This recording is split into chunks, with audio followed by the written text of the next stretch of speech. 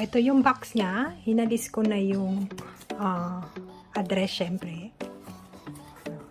Ito siya. So, buksan natin. Meron siyang bubble plastic. Maingat din siyang binalot para meron akong free Galaxy Buds 2 at saka yung flip cover ko with pen. Excited ako dito sa pen. Tagal ko siyang hinintay. Buksan natin.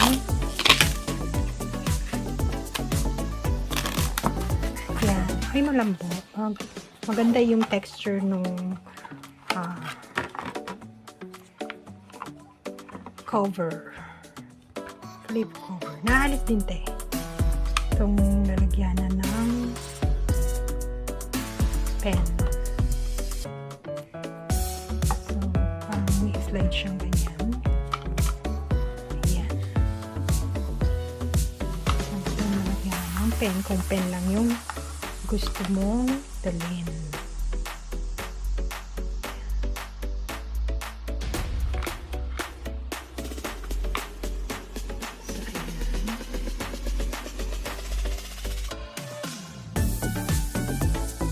Maganda yung cover kasi cover pati yung harapan. Ito naman ang aking Galaxy Buds. Pero bago natin siya buksan, i-try muna natin yung cover. So ito na yung aking phone. Pinalitan ko yung ano niya eh. Tagal kasi nga dumating. Eh, nakita ko tong cover na pink. Bumili pa ako nito. So, ito. Alisin ko. Likod lang sa alisin ko.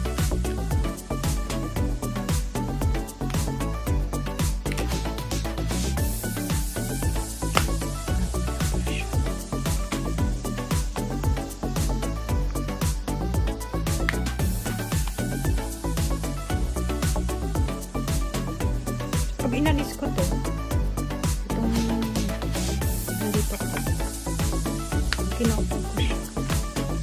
Hindi na protected yung gilid dito.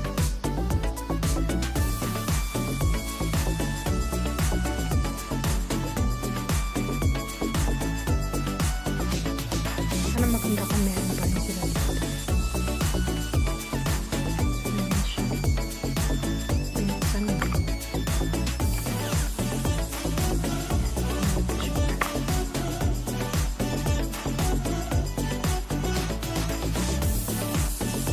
Unlike ng binili kong case, mas madali na flip cover.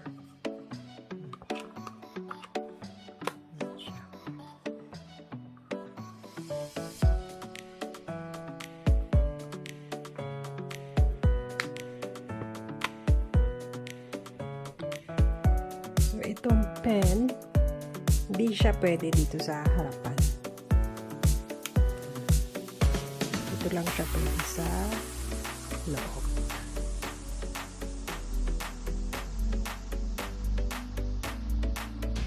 Tapos, mayroon siyang button dito.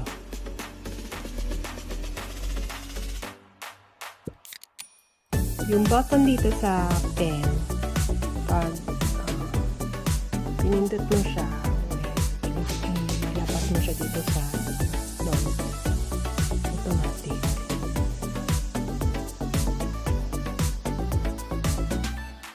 Lalabas yung notepad mo. So, pwede ka agad magsulat.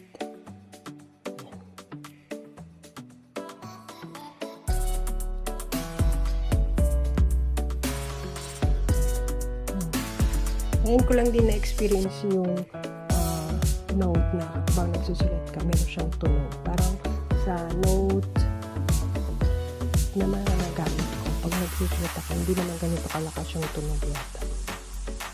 Narinig niyo po ba? May tunog siya.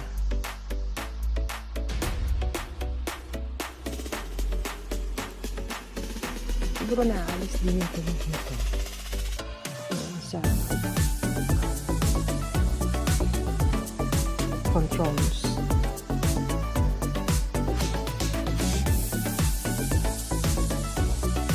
So kung may sinulat ka dyan,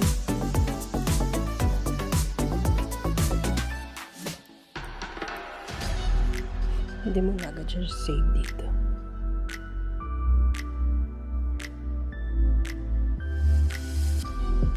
Buksan mo siya. Sample, titingin tayo sa Google.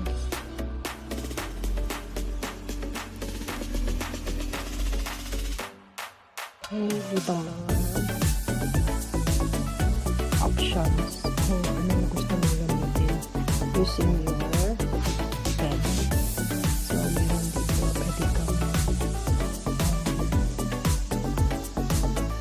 try ng bagong note. Bubuksan mo yung note mo. Pwede capture mo, tapos mag-take ka ng note. Ngayon, may picture. So, capture siya.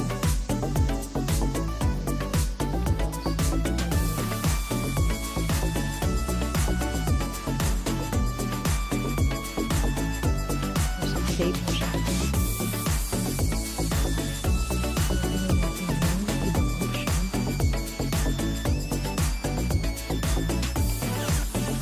Meron siyang translation.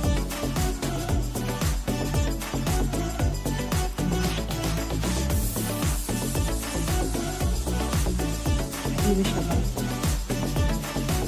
English to Korean. So, teacher.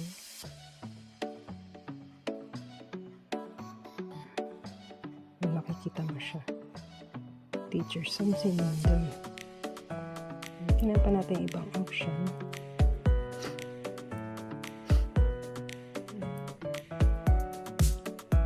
Try natin itong tupok. Magnifier siya.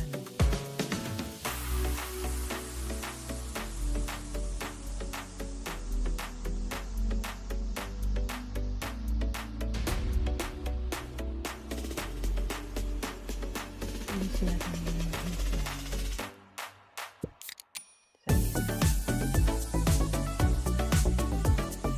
Ituturo yung pen.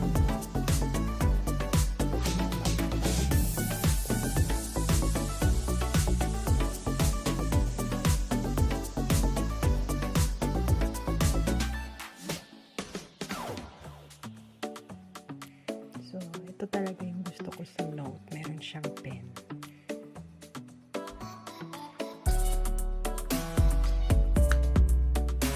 Kaya lang hindi maganda yung yung cover niya.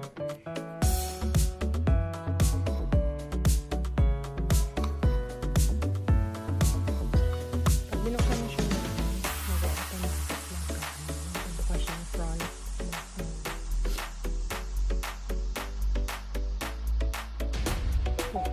Yung front ng phone.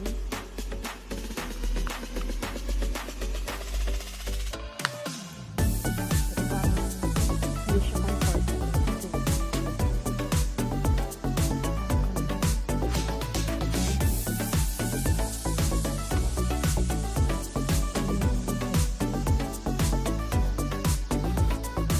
Masyado siyang malaki.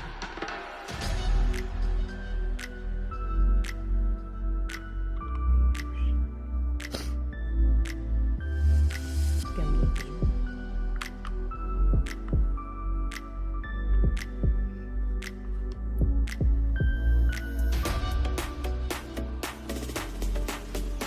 Dati trinay ko yung pen ng Note 20 ko. I remember di siya bumali. Kaya sabi, hindi pwede. Siyang Galaxy phone. Itong pen na Note 20 hindi siya pwede sa Galaxy phone. Ito lang daw ang pwede.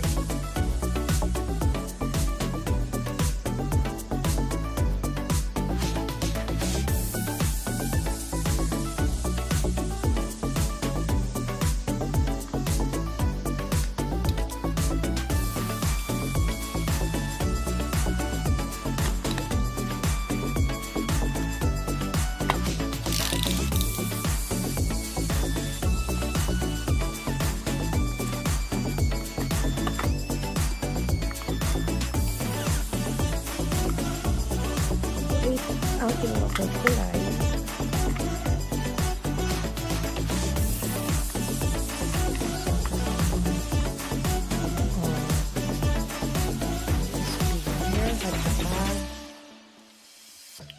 Pamalit doon sa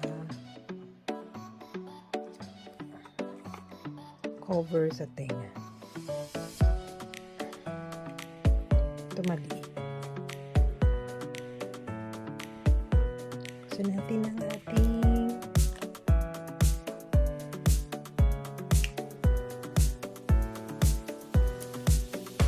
buds 2.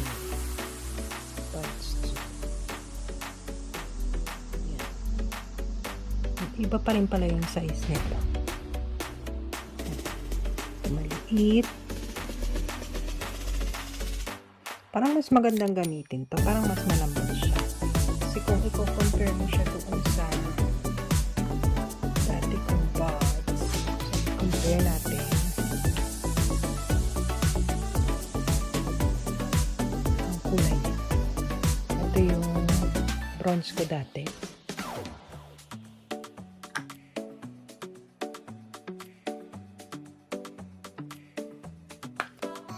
Ang ganda ng white, no? Ang linis-linis. Sa design, iba yung shape niya. Ito yung dati kong buds. Yung shape niya parang beans. Itong isa naman, iba yung shape niya. Pero sa paggamit, feeling ko mas comfortable tong bagong buds. So parang gusto kong gamitin tong bago kasi maliit siya. Ito kasi pag matagal na siya sa tenga ko, parang masakit yung tenga ko.